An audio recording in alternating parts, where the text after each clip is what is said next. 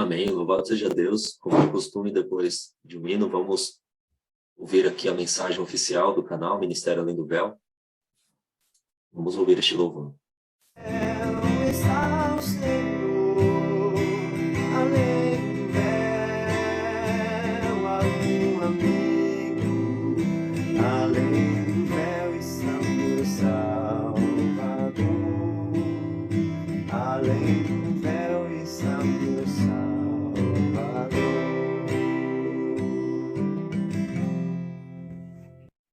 Amém, louvado seja Deus. Amém. Que bênção. Amém. Louvado seja Deus. Amém. Rogério, faz uma oração para nós. Daí hoje o tema é muito especial. Estudaremos o capítulo 24 do livro Parábolas de Jesus, que tem como título Diante do Supremo Tribunal. Eu acredito que é um dos capítulos principais dos testemunhos para lermos, estudarmos, compreendermos, e é o que faremos nesta manhã. Vamos nos colocar de joelhos, vamos falar com o Senhor. O pastor estará dirigindo esta oração. Vamos lá. Amém. Vamos dar início, então, à leitura. Eu lerei um pouco, o pastor Rogério outro pouco, e assim a gente vai avançando. Ok. E quando quiserem interromper, e até aqueles que estão nos acompanhando neste momento, se durante a leitura você tiver alguma reação, algum comentário, eu acredito que seria até interessante a gente inserir esses comentários no decorrer da leitura, e assim ficará mais dinâmico. Vamos dar início, então. Eu acredito que seria importante lermos primeiro a Bíblia. Então, vamos lá para Mateus 22, do verso 1 ao 14. Nós lemos aí, primeiramente, a Bíblia, depois a parábola estará bem fresca na nossa mente, para lermos o capítulo 24. Então, abra sua Bíblia lá em Mateus 22, leremos do verso 1 ao verso 14.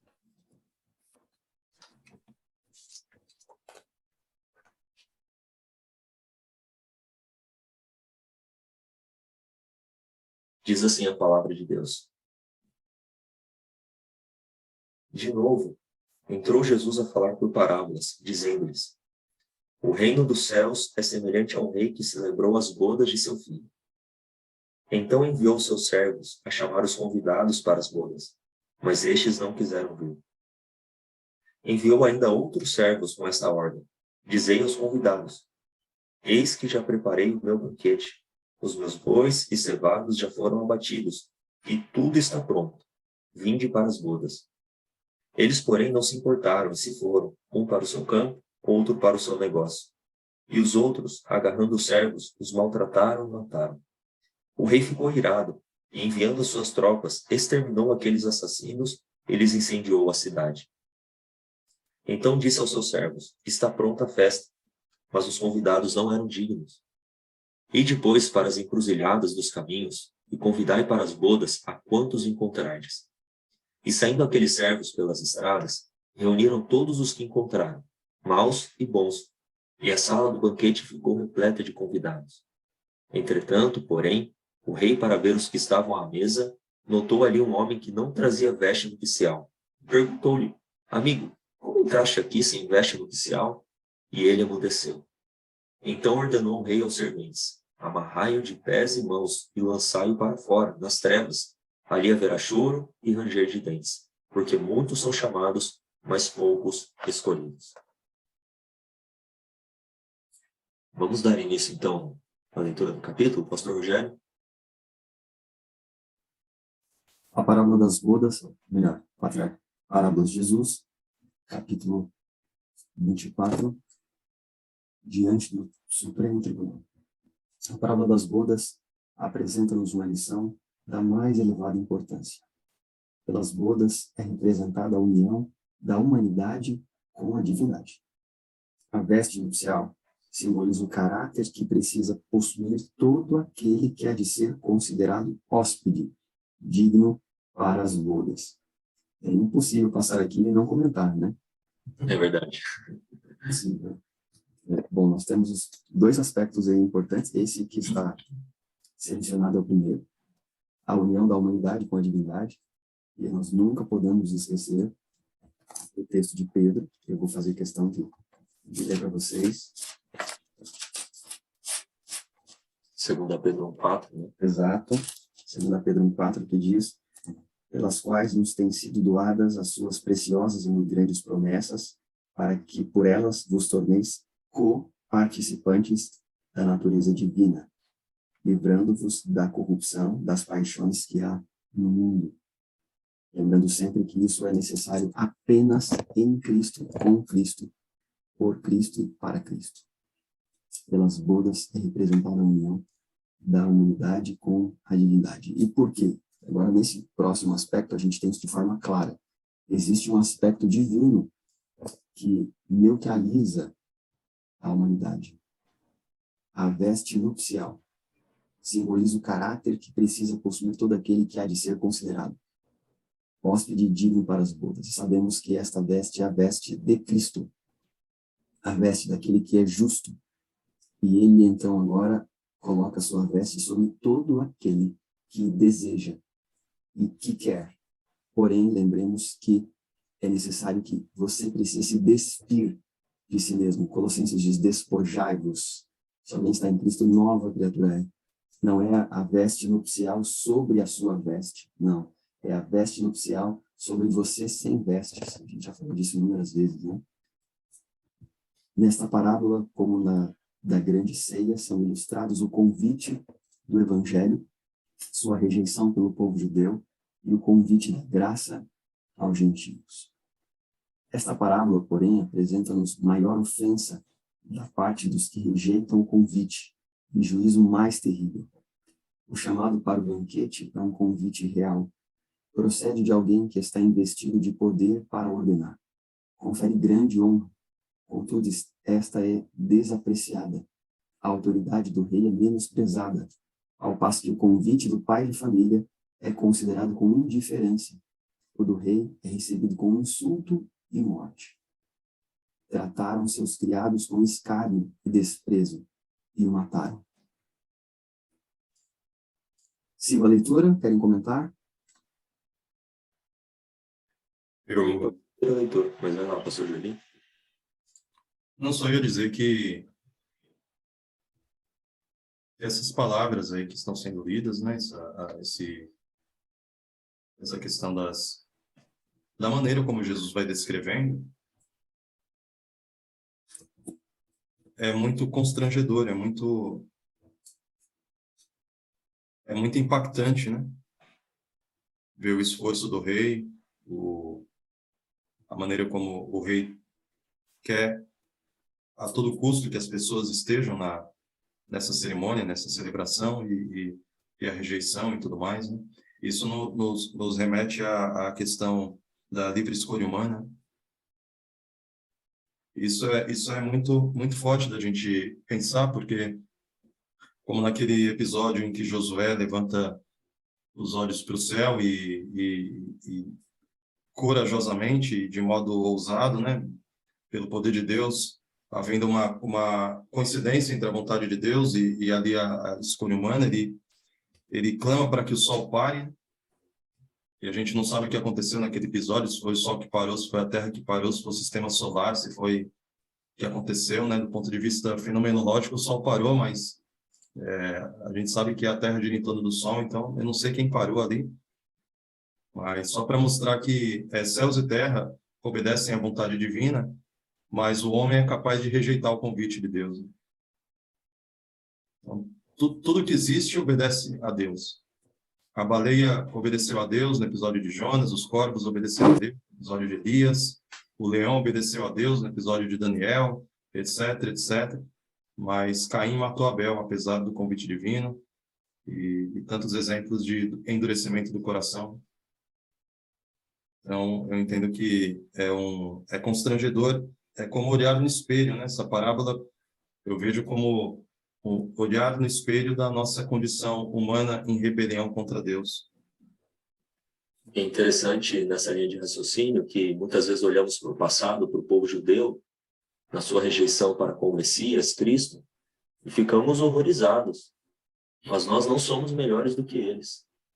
Nós não somos melhores do que eles, porque, de igual forma, Deus ele tem feito um convite para nós, como adventistas do sétimo dia, para sermos aquilo que ele gostaria que tivesse sido o povo judeu para o mundo. E muitas vezes, pelas nossas escolhas, estamos rejeitando o convite do rei. Sim. E o que me impactou na leitura da Bíblia é que um foi para o negócio, o outro foi para o trabalho, o outro foi para o campo. Ou seja, foram procurar os seus próprios interesses. Eles rejeitaram porque eles colocaram o coração deles nas coisas do mundo. Sim. Então, nós temos que fazer uma análise individual, né? Pessoal, tem o aspecto coletivo do convite, mas tem, como o pastor Joeli está falando, esse aspecto individual. De fato, é extremamente constrangedor. E eu grifei até aqui a parte em que este convite confere grande honra. Eu estava comentando com algumas pessoas aqui no Instituto que de 7 para 8 bilhões, né? De 7 bilhões de pessoas, Jesus ele fez esse convite de uma maneira muito íntima e pessoal a cada um de nós. É um grande privilégio, é uma grande honra, né? Mas com este grande privilégio e honra vem uma tremenda responsabilidade. Se nós aceitaremos este convite de refletirmos o caráter, nós veremos isso, refletirmos o caráter de Cristo ou não. Então, de fato, aí é um capítulo, é uma parábola solene, solene. E nessa frase que você grifou, pastor Benjamin, se puder voltar lá, a frase anterior me chamou a atenção. Procede de alguém que está investido de poder para ordenar. Não é qualquer, né, que está fazendo o convite. Investido de alguém que tem poder para ordenar. Amém.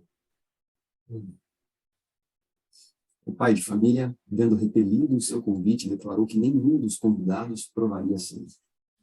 Contra os que ofenderam o rei foi decretada mais que a exclusão de sua presença e de sua mesa. Enviando seus exércitos, destruiu aqueles homicidas e incendiou a sua cidade. Em ambas as parábolas, o banquete é provido de convidados, mas o segundo mostra que uma preparação precisa ser feita por todos os que aí assistem. Quem negligencia esta preparação é expulso. Isso é forte, né? Grifa isso aí, por favor. Eu ia fazer isso, eu só não grifei, senão eu o texto aqui. Quem negligencia esta preparação é expulso.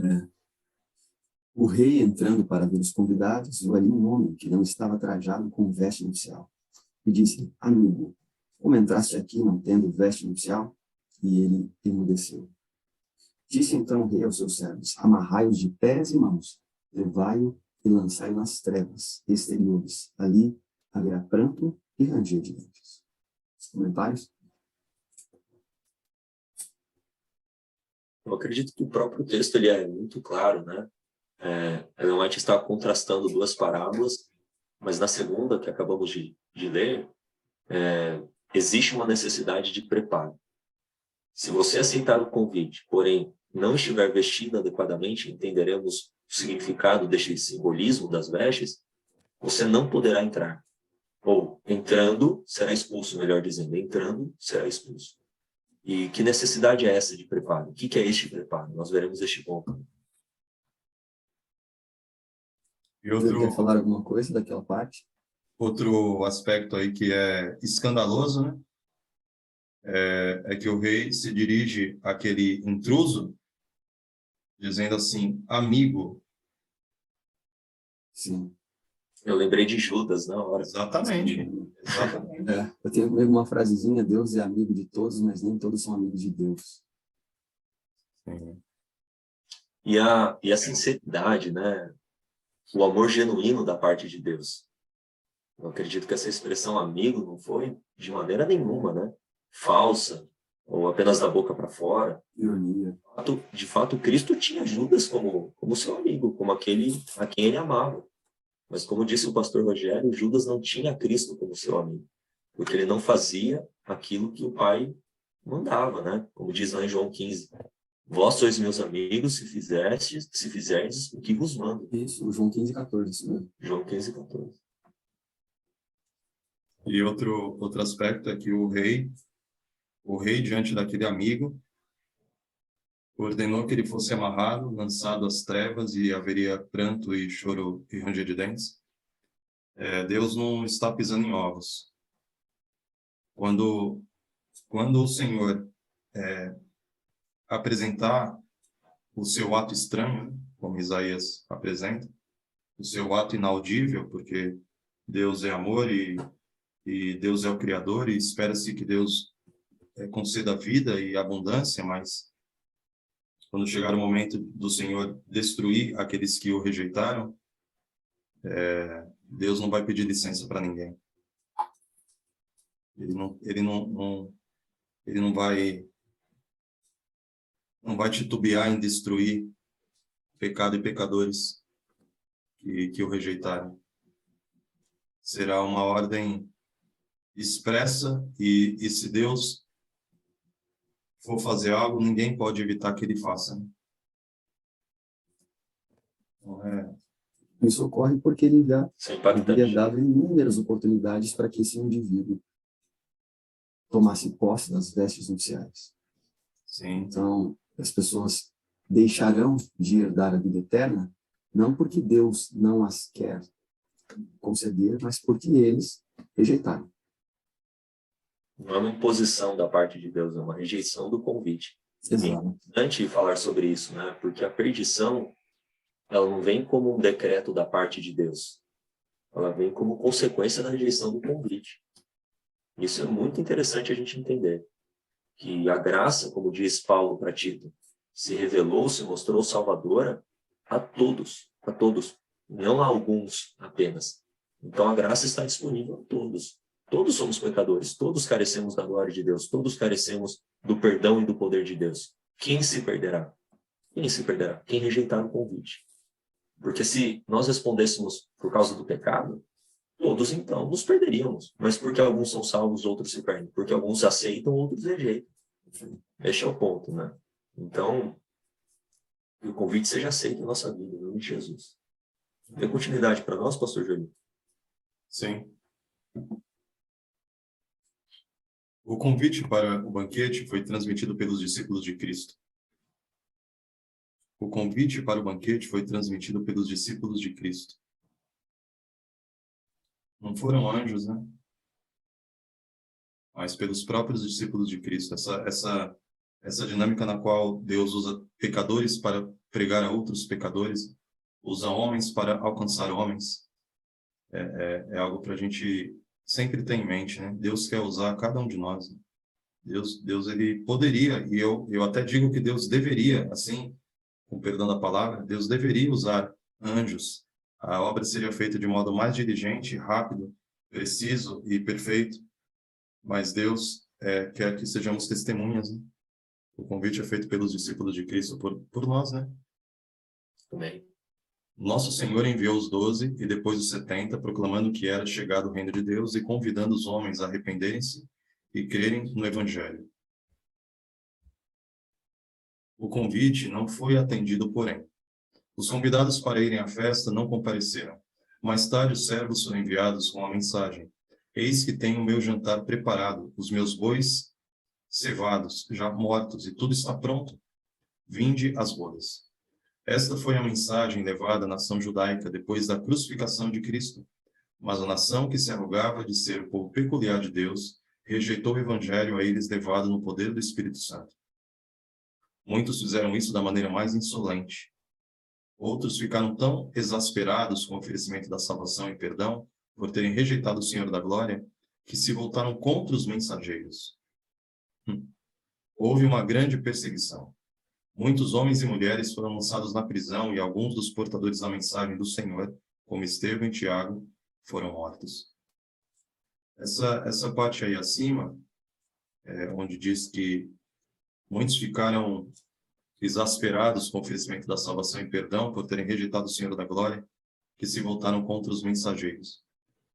Eu entendo nessa palavra aí, queria abrir para comentário também, de que a realidade de que a nação, a liderança judaica, né, e a nação como um todo, com exceção daqueles que creram, mas esse fator histórico de que Jesus, sendo judeu, foi rejeitado pelos seus, e o peso da culpa de ter crucificado o Filho de Deus, eu entendo que é algo tão escandaloso, tão gritante, e tão considerar de que o Senhor Jesus era quem ele dizia ser, eu entendo que é uma culpa esmagadora sobre aquela geração e outras que vieram depois, Da porque posteridade. exatamente. Porque eu já vi alguns documentários onde vão evangelistas, né, para Israel, e quando eles chegam para judeus ortodoxos e tentam apresentar Jesus como Messias, na esmagadora maioria das vezes, aqueles homens reagem de um modo muito, assim, porque eles precisam assumir que condenaram à morte não apenas o inocente, mas o Filho de Deus, entende? Selar o destino da nação deles, né? Sim, Pela rejeição. Eles precisam conhecer a perda, né? Eles precisam reconhecer a perda. Isso é muito difícil, né? Ele sim, veio para os que eram seus e os seus não receberam. Imagina um judeu lendo esse texto, né? Poxa, minha nação foi rejeitada, meu povo rejeitou o Messias, eu faço parte desse povo. Deve haver, ou melhor, só é possível haver essa compreensão através do Espírito Santo, porque é realmente comer pó, né? É engolir um caroço de abacate. Exato. É algo assim avassalador mesmo. O pastor já encontrou palavras porque, de fato, a gente não consegue compreender porque a questão de sangue deles, a questão étnica, a questão da terra, para eles é algo que, para nós, como brasileiros, nós não temos isso. Essa é a realidade. Nós somos um povo que tem uma miscigenação absurda. Nós não temos uma etnia, uma genealogia, sabe, de sangue, uma identidade como nação. A questão até do pertencer à terra e etc. Eles têm isso muito forte. E até a própria história deles. E eles entenderem que rejeitaram aqueles que sempre o guiou, o prometido, o Messias, o Cristo, é como você negar, é como você assim assumir uma coisa assim que é intrínseca, uma coisa muito intensa. sim, Um outro documentário era bem interessante, era um repórter lá em Israel, em Jerusalém. E ele ia apresentando pensamentos, frases de Cristo, mas não falava que era de Cristo. E ele falou isso para pessoas, cidadãos comuns e também para rabinos. eu E vi eles, isso. interessante, nossa, esse pensamento é semelhante a de um grande rabino e tal, tal, tal. E no final ele falava, todos esses pensamentos e frases, etc., são de Jesus. A reação deles, assim, alguns davam risada e ficavam extremamente constrangidos, mas outros tinham essa reação de até assim, de violência, né? De Sim, grosseria, de ficarem bravos e ofenderem, saírem no meio da entrevista. sim, Então, para nós entendermos que a rejeição muitas vezes não é do conteúdo, não são das ideias, dos ensinamentos, mas da pessoa. Isso é um negócio terrível. Da sim. pessoa, né? Da identidade do homem Jesus com o Messias. E isso é algo assim que é só por Deus mesmo. E a gente tem que orar pela nação judaica, pelos judeus. E a Ellen White diz que no tempo do fim, muitos da nação judaica, de judeus, se levantarão como Paulo para defender o evangelho e a lei. Então, Amém. grandes homens, gigantes, na verdade, porque Paulo não foi apenas um homem, ele foi um gigante em Cristo. Deus levantará outros gigantes do meio dessa nação, dentre os judeus, para defenderem a verdade presente, em nome de Jesus. E outro ponto aí, assim como os judeus, eu entendo que existem momentos onde um povo deve confessar de modo corporativo a sua culpa, né? Então, eu entendo que o povo judeu, em algum momento, líderes judeus e tudo mais vão, assim como Daniel, no capítulo 9, ele, sendo um representante de Deus ali, foi levantado para orar, ele confessou o seu pecado como o pecado do povo, ele uniu na sua oração, ele faz ali uma confissão corporativa, ele diz, nós pecamos, nós temos transgredido os teus mandamentos, eu entendo que isso deve acontecer de algum modo com a liderança judaica e deve acontecer conosco também. Amém.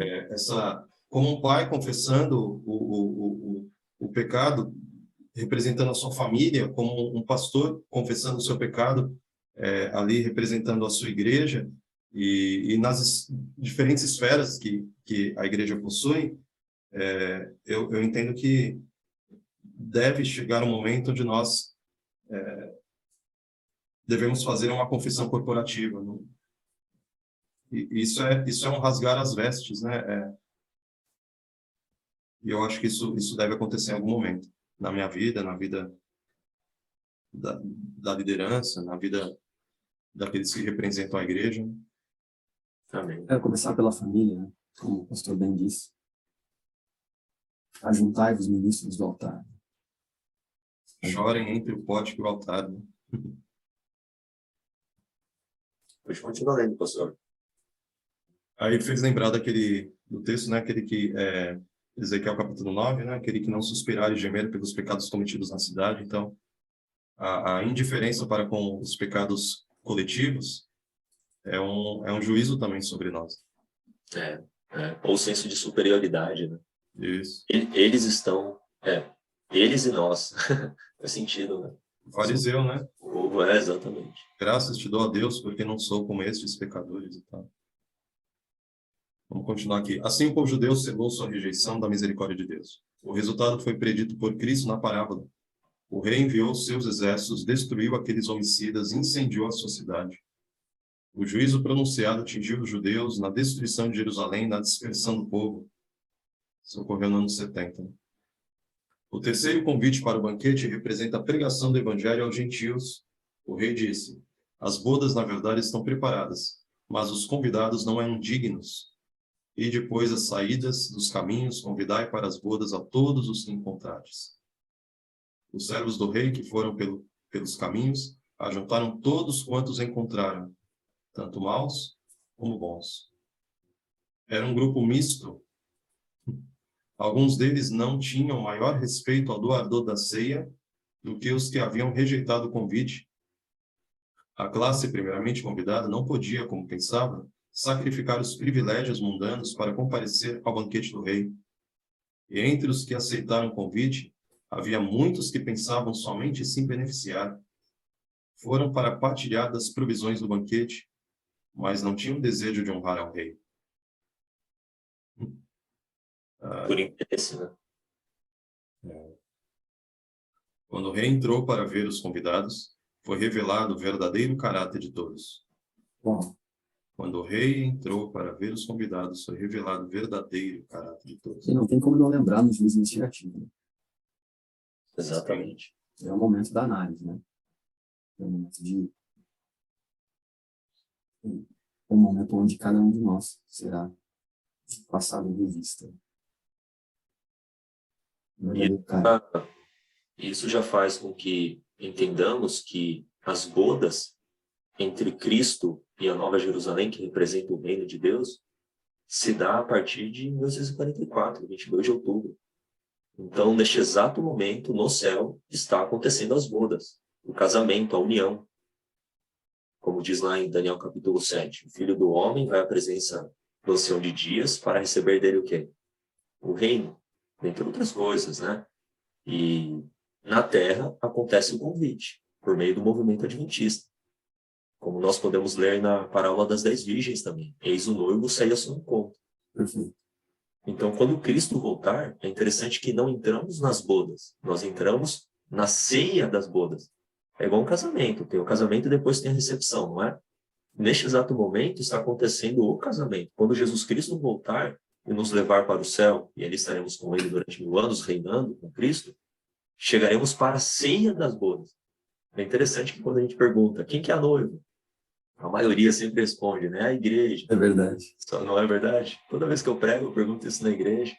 Quem que é a noiva? Daí todo mundo responde, a igreja. No Antigo Testamento tem essa aplicação da esposa como sendo a noiva, etc. Né?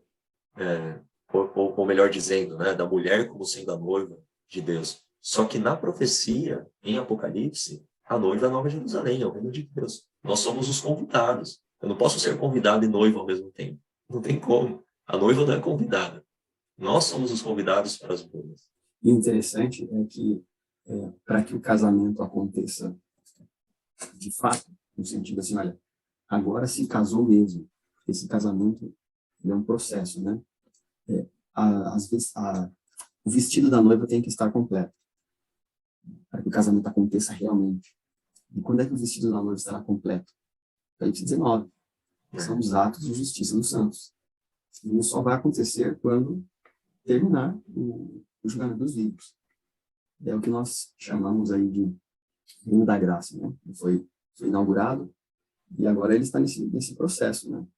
Que é o casamento que o pastor Benjamin citou.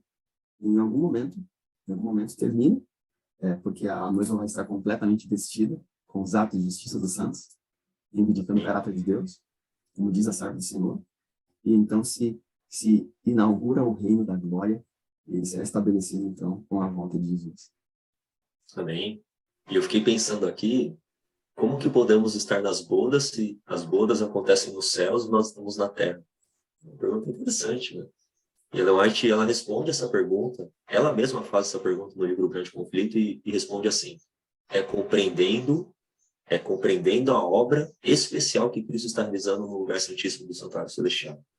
Eu tenho que ir para as bodas pela fé, e entrar nas bodas é compreender a obra que Cristo está realizando no santuário celestial, no lugar santíssimo. E que obra é essa? Ela diz: uma obra especial de afastamento de pecados. Amém.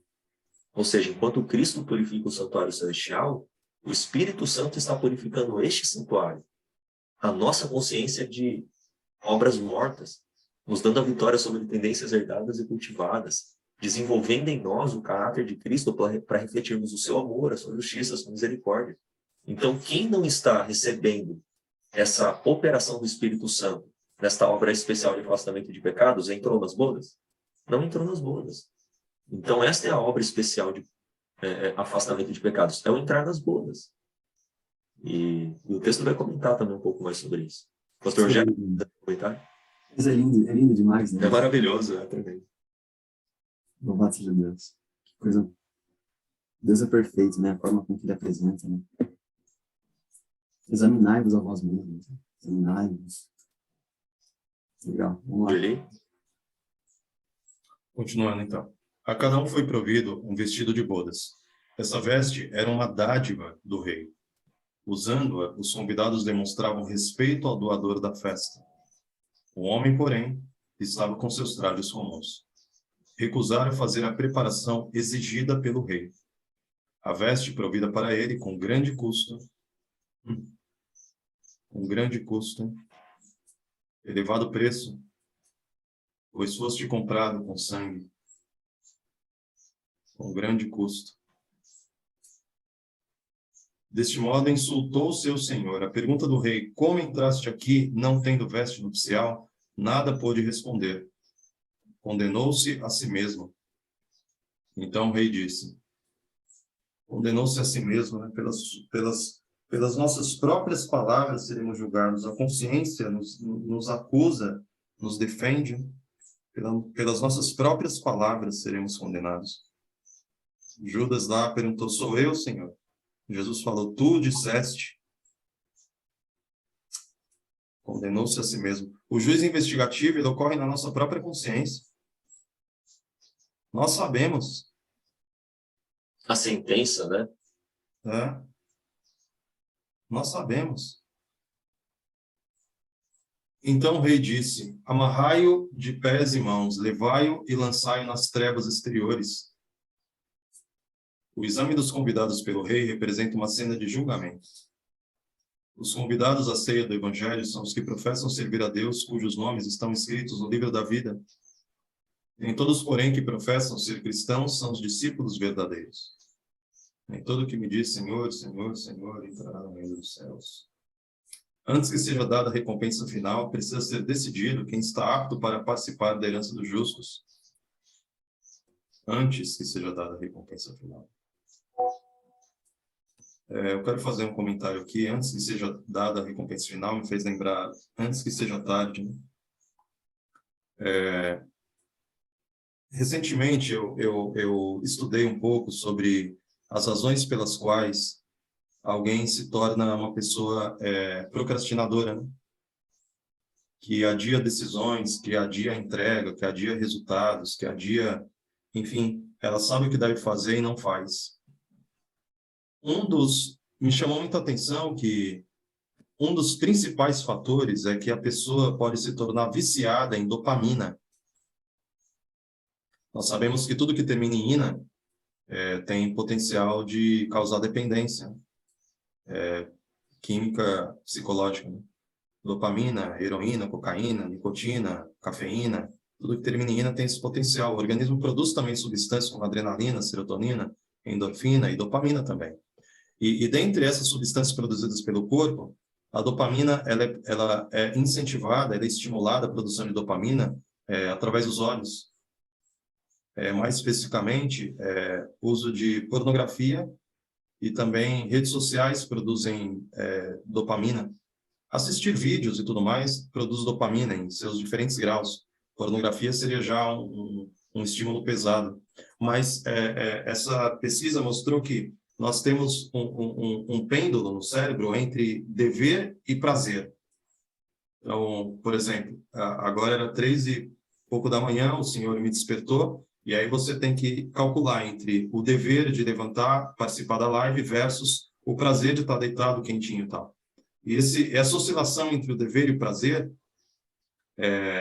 quando a pessoa vicia em dopamina, ela fica com uma tendência muito exagerada em optar pelo prazer ao invés de optar pelo dever.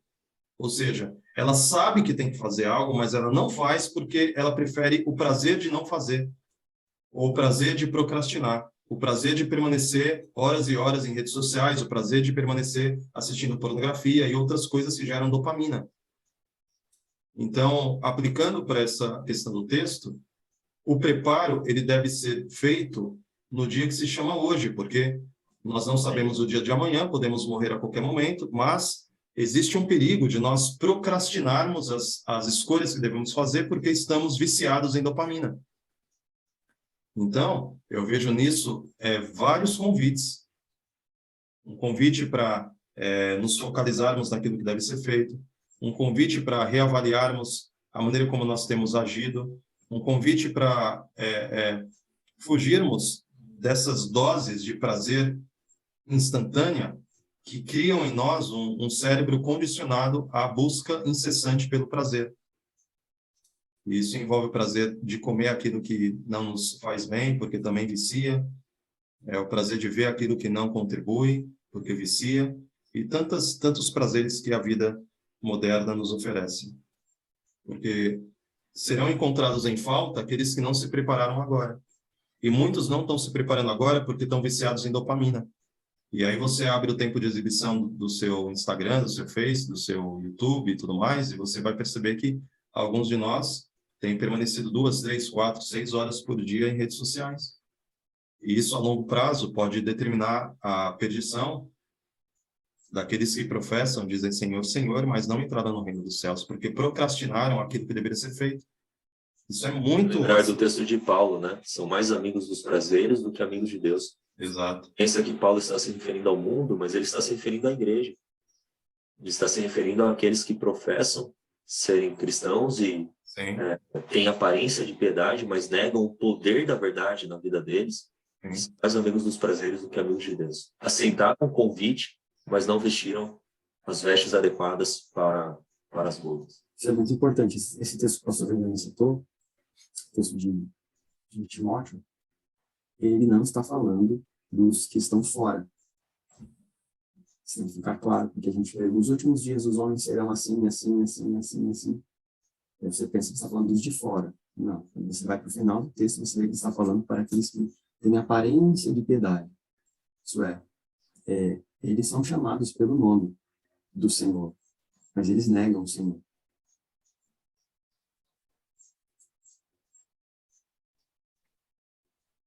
Muito bem. Essa decisão deve ser feita antes da segunda vinda de Cristo, nas nuvens do céu. Porque quando ele vier, o galardão estará com ele, para dar a cada um segundo a sua obra. Antes de sua vinda, o caráter da obra de cada um terá sido determinado. E a cada seguidor de Cristo, o galardão será concedido segundo seus atos.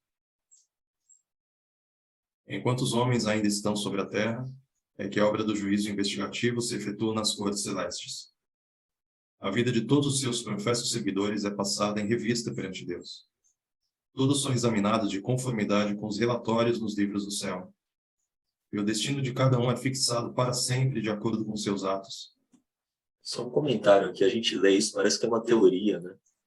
Mas quando você entende que isso é uma realidade, que de fato o seu nome, a sua vida, todos os pensamentos, ações, motivações, tudo, exatamente tudo, é anotado pelo anjo escrivão, né? Que existe um anjo relator na nossa vida, que tudo será passado diante de Deus. Eu não sei você, mas faz com que eu me estremeça. E nesse estremecer, eu só consigo pensar em Jesus. Porque se não for por Jesus, por uma extrema dependência da sua graça, do seu perdão, do seu poder que opera em nós, queridos, quem que poderá estar em pé? É a pergunta de Apocalipse 6, né? Quem poderá suster-se? Quem que poderá estar em pé diante da ira de Deus e do Cordeiro? Somente aqueles que seguem a Cristo por onde quer que ele vá. Os 144 mil, daí vem a resposta, né? Aqueles que têm o nome na fronte do Pai e do Filho, aqueles que refletem o caráter de Deus, aqueles que foram quebrados sobre a rocha e na rocha, em Cristo Jesus. Então, às vezes a gente estremece, mas a gente não pode perder de vista a Cristo. Porque senão a gente vai se perder em nós mesmos, né? Olhando para dentro, diante dessa realidade em que a nossa vida será passada diante desse tribunal, nós precisamos confiar plenamente em Cristo. Não apenas na sua graça perdoadora, mas na sua graça transformadora. Na sua graça capaz de regenerar todo o nosso ser.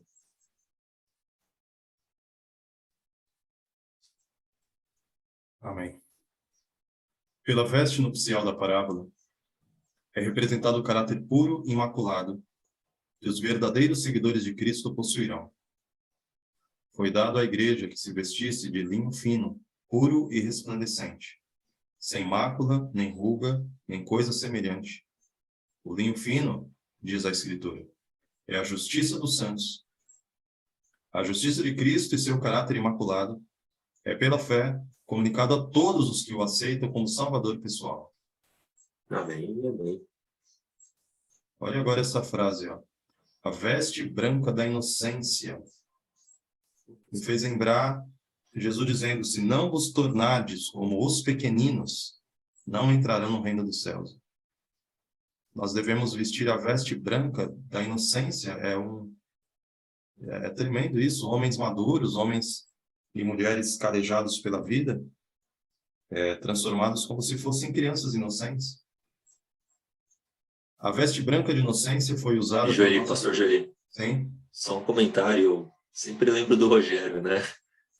Quando eu leio uma palavra, imaculado, ou sem mancha, e o pastor sempre fala, né? Imagem e semelhança.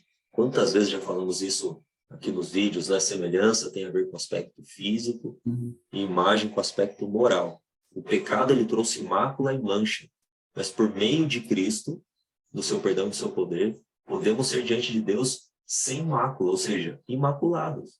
Diz aí, ó, pela veste nupcial da parábola é representado o caráter puro e imaculado. O que é sem mácula? É sem pecado. No sentido de que toda a luz revelada por Deus a nós, todo pecado consciente e voluntário, a gente já frisou isso aqui também.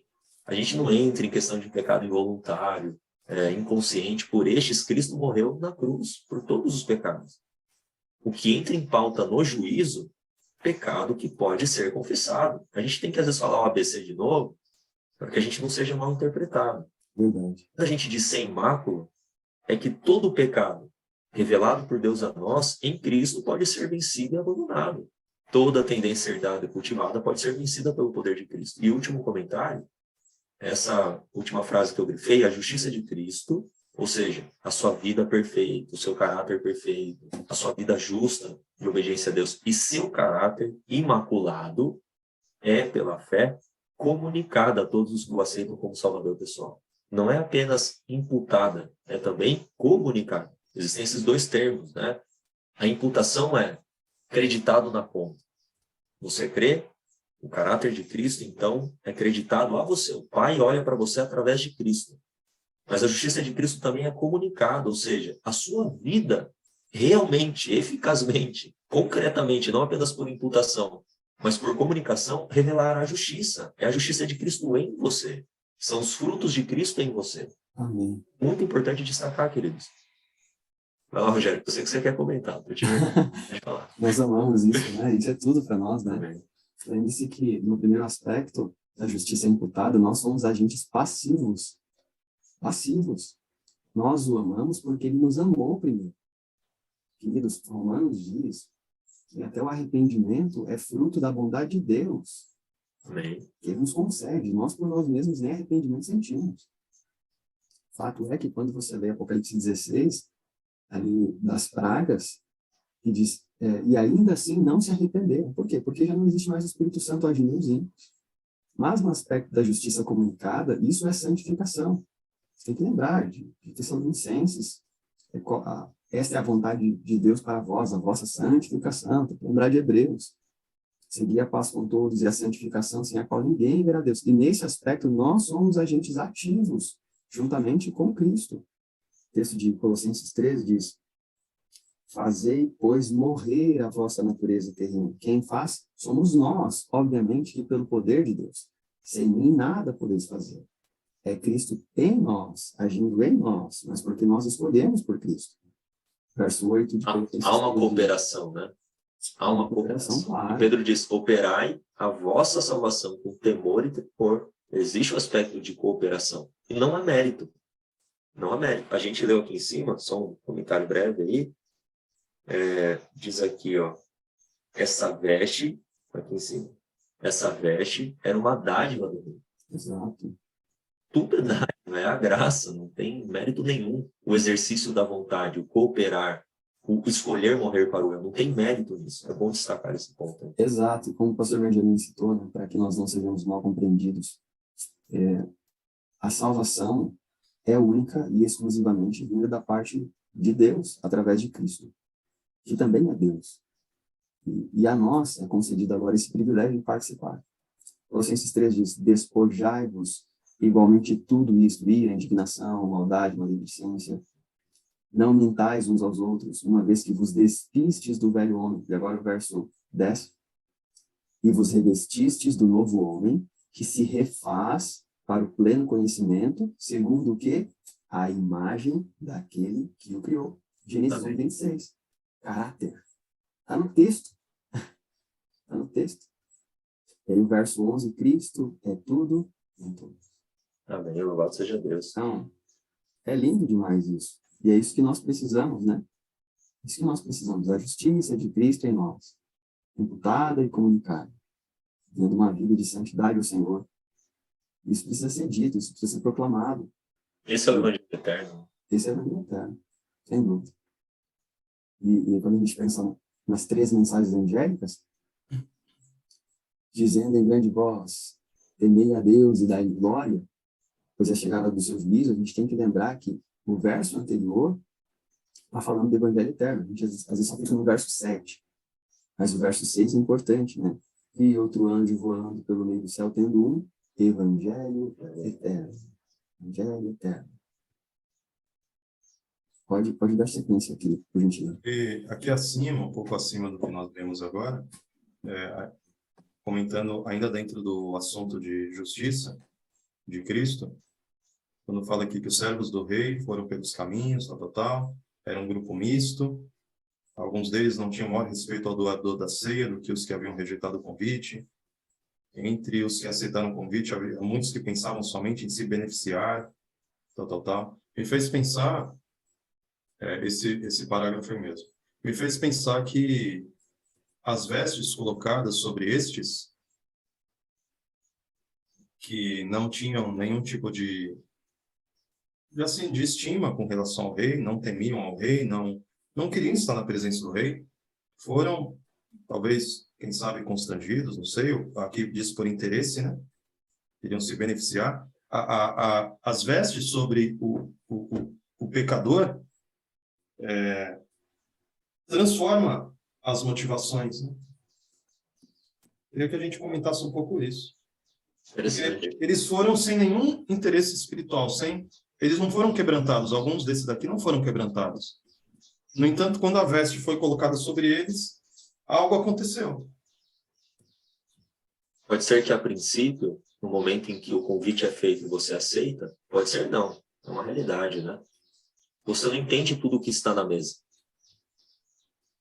Você pensa, porque você estava numa condição de miséria, você pensa na recompensa.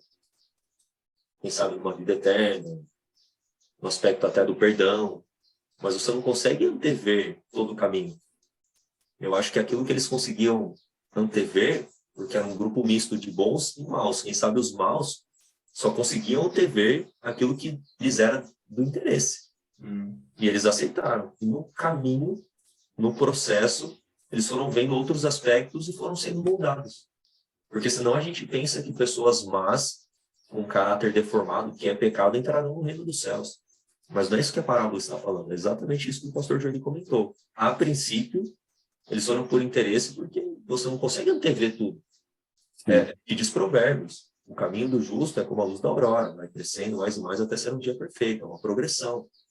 Então, como o pastor Jordi bem disse também, a motivação, intentos, desejos, escolhas, no decorrer do caminho a gente vai abandonando. É igual o sonho que a White teve do caminho estreito, né? Você inicia o caminho estreito de que maneira? Você já inicia o caminho estreito se desfazendo de tudo? Não, você entra no caminho estreito com todas as provisões. Com todas as provisões, carruagem, cavalo, bagagem.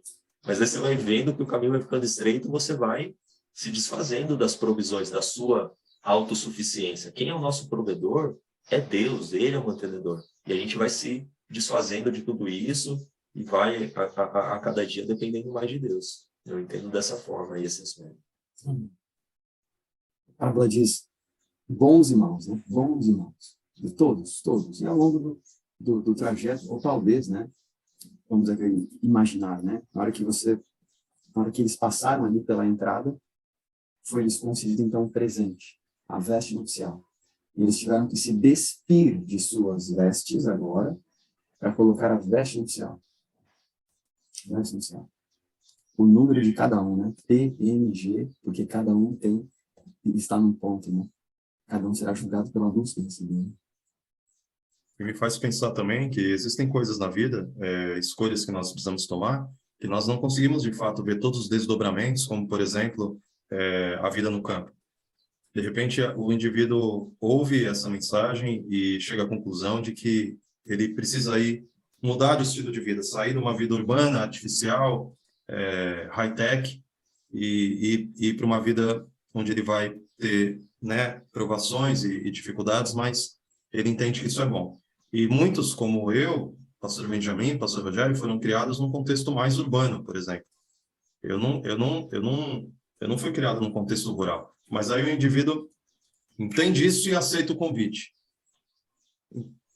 E é no processo que ele vai vendo os desdobramentos disso e Deus vai entrando com providência, e o Espírito Santo vai. Então, realmente, por isso que é pela fé, né? Porque nós não temos como enxergar todas as variáveis envolvidas, né?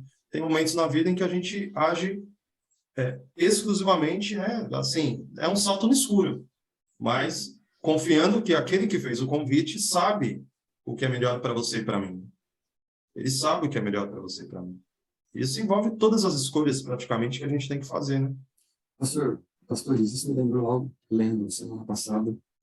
Ellen White faz uma distinção de crença e fé. E aí ela cita aquele texto de Tiago, até os demônios creem. Embora no original grego a palavra para crença e fé seja a mesma, ela fazendo essa distinção esclarece muita coisa. E ela vai dizer, então, que nem todo aquele que crê tem fé. E aí a inferência disso, ela não diz, mas a inferência é, mas todo aquele que tem fé também crê. Então, crer tem que ver com a questão cognitiva. Então, Satanás sabe que ele será derrotado, que Cristo vai voltar, que o sábado é o dia do Senhor, etc. Mas ele não tem fé, no sentido de arriscar-se, no sentido de se entregar. E isso que o pastor Joelho falou, tem que ver com fé, tem que ver não apenas com eu saber o que fazer, mas eu realizar, pelo poder de Deus, aquilo que eu sei que é certo. Falar de tal maneira proceder. Oi? Fé sem obras é morta. Exato. Toda fé genuína opera, é operante. Ela opera por amor, ela transforma. Nesse sentido, né? A fé que não é genuína é uma crença. Exato. Apenas uma convicção de que aquilo é verdadeiro, mas você não é transformado por aquilo. Exato. Eu lembrei da parábola das 10 virgens. Eu acho que seria interessante, quem sabe aí, numa reunião nossa, a gente analisar essa parábola também. se não me engano, no capítulo 29, não me recordo. Mas ela diz que as virgens nécias, que não fizeram a provisão, elas não são hipócritas. Isso. Ou seja, elas creram, mas elas não tiveram fé, como as virgens prudentes que fizeram a provisão. Ela diz mais, que as virgens nécias, elas advogaram a verdade, elas criam na verdade, defenderam a verdade, porém não foram transformadas por ela, pela verdade. Então não basta crer que Jesus voltará, não basta crer que o sábado é o dia do Senhor, não basta crer, né, na justiça de Cristo imputada e comunicada, juízo investigativo, etc., se a sua vida realmente, concretamente, não está sendo transformada por isso. Exato. Palavras, ações, escolhas, tudo que Deus pede. O que você vai comer, o que você vai vestir, o que você vai ver, o que você vai ouvir. Essa guia do Espírito Santo. Nós não podemos ter o Espírito tem que nos ter e nos conduzir e guiar. E ela diz mais que o agir do Espírito Santo em nossa vida é mediante o nosso consentimento. Ou seja, o Espírito não opera sem o seu consentimento, sem a sua entrega voluntária, sem o seu permitir. Olha isso que tremendo. O pastor Joeli falou lá no início, né? Deus, ele comanda tudo. Mas há uma coisa que Deus, ele pede permissão para comandar. Já pararam para pensar nisso? Deus é o criador de tudo e tudo pertence a ele. Mas mesmo o seu coração pertencendo a Deus, ele pede permissão para entrar. Por causa do livre-arbítrio. E o Espírito Santo só vai operar uma transformação mediante o nosso consentimento, mediante a nossa escolha e decisão. Então, de fato, não basta crer, nós temos que ter fé genuína, né? Aquela fé operante, aquela fé que é revelada por meio de obras. Obras de Cristo em nós. Vamos, né? Falar aqui, obras de Cristo em nós. João 15. Você é o ramo que sorve diariamente o Espírito Santo, o poder, e a sua vida revela frutos de Cristo em você. Frutos de Cristo em você. Louvado seja Deus. Coisas profundas. Coisas profundas. Dá uma olhada aí, eu estou sem o aplicativo aqui agora aberto. Quantos parágrafos faltam para ver se a gente consegue abordar tudo hoje ou deixa para... A gente trabalhou um terço. Vamos terminar, quem sabe, até aqui, ó. Porque já vai dar 5h30. Aí a galerinha... É só esse parágrafo e a gente continua na semana que vem. Então, finalizando aqui a leitura do último parágrafo. Viviam eles em perfeita conformidade com a vontade de Deus, todas as suas afeições eram devotadas ao Pai Celeste, luz bela e suave, a luz de Deus envolvia o santo par. Esse vestido de luz era um símbolo de suas vestes espirituais de celeste inocência.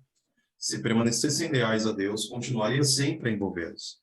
Ao entrar o pecado, porém, cortaram sua ligação com Deus. Desapareceu a luz que os cingia. Nus e envergonhados procuraram suprir os vestidos celestiais, cosendo folhas de figueira para uma cobertura espúria, para uma cobertura fake, uma cobertura falsa. Deus tem misericórdia de nós. Mérito próprio, né? Uma cobertura de salvação pelas obras. Exato. Queridos, eu quero fazer um apelo a vocês, todos que estão nos assistindo. Faça depois uma busca nos aplicativos. Um dos aplicativos é o Ignite. Abre aspas e coloca assim, aptidão moral. Aptidão moral. Vocês vão se espantar como aparecem inúmeros textos. Deus requer aptidão moral. E o que é aptidão moral? É a mesma coisa que perfeição de caráter. É no sentido moral. É no sentido de, pelo poder de Deus, vencer todo pecado voluntário. Eu citei um texto aqui de Colossenses, né?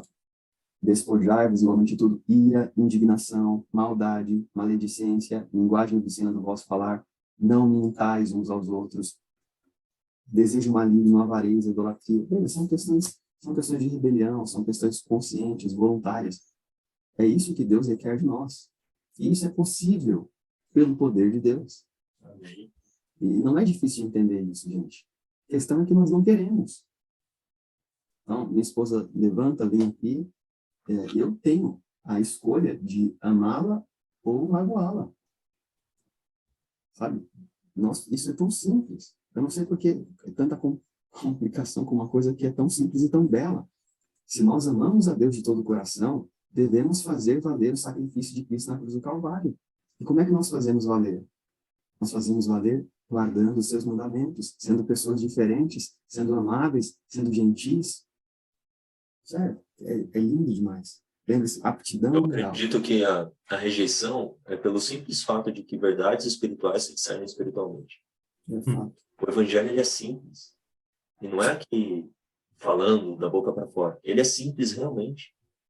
Ele é simples no sentido de que uma criança pode compreender. Até os loucos entendem, né? A palavra de Deus diz que até os loucos entendem. 1 Coríntios, né? Então, é simples. Mas por que que uns compreendem e outros não? Ou alguns deturpam? Porque verdades espirituais se discernem espiritualmente. É aquela humildade que temos que ter diante de Deus, de que sem Ele nada somos e nada podemos fazer. Deixar de lado todo tipo de arrogância, presunção, orgulho, porque eu sei, etc. Tem que ser algo assim de uma simplicidade e humildade diante de Deus. Bom, temos alguma Isaías pergunta? 35. Temos alguma Isaías pergunta? 35:8 diz assim: E ali haverá uma estrada e um caminho que se chamará o caminho da santidade. O imundo não passará por ele, mas será para aqueles os caminhantes, mesmo os tolos nele não errarão. Mesmo os loucos, mesmo os nécios, então não tem por que a gente se perder. Amém. Amém. Isaías 35:8. Aqueles que estão nos acompanhando, se quiserem deixar aí um comentário, uma pergunta, para a gente saber comentar um pouquinho, fique à vontade neste momento. Teremos aí mais alguns minutinhos para isso. Então vamos lá. Isaac Sá, bom dia, muito obrigado pela sua participação. Débora Cavalcante, Lúcia Rempel, Keila, escreve bom dia, estou feliz por estar aqui com vocês, Deus abençoe. Evaristo de Almeida, graça e paz. Adriana Meirelles, muito obrigado, viu, por estar aqui conosco, uma alegria.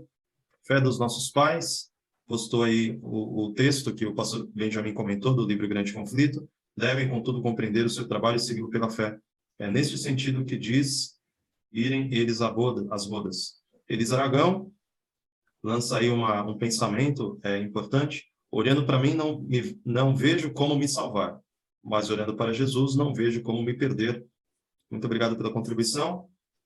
E aqui, Evaristo, mais uma vez, diz que eu entendi aqui, Jesus é o único caminho. Louvado seja Deus por isso. Amém. Olha, quando nós três estamos juntos, é muito bom, assim, sabe? Os comentários, eu acho que fica uma coisa muito mais dinâmica, fluida, uma bênção mesmo. Eu me sinto honrado de estar aí com vocês. E de 4h30 da manhã, temos 20 pessoas nos acompanhando. É um privilégio, assim, é uma igreja, né? Eu já fui pastor aí de 4 distritos, dezenas de igrejas, e era difícil num culto de quarta ter 20 pessoas, né? Sempre tem 10, 15, os remanescentes ali. E ter 20 pessoas aqui é um privilégio, é um pequeno, grande grupo já. E que Deus abençoe a sua vida em nome de Jesus. Lembrando que nos acompanhado aí desde o início. E lembrando que vai ficar aí gravado, você pode compartilhar com alguém que você julgue que poderá aproveitar essa mensagem e outros virão aí mais para frente. Que bom. Amém, amém. Legal. Então tá, ficamos por aqui. Isso aí. Então tá, né? Um abraço, pessoal. Fique com Deus. Deus guarde vocês. Tamo juntos. Deus abençoe a todos. Um ótimo restante de semana aí. Até a próxima quarta, se Deus quiser. Continuando aí o capítulo 24. Se vocês quiserem ler, e a gente vai, né? Na próxima quarta dar continuidade. Um abraço a todos. Fiquem com Deus. Tchau, tchau.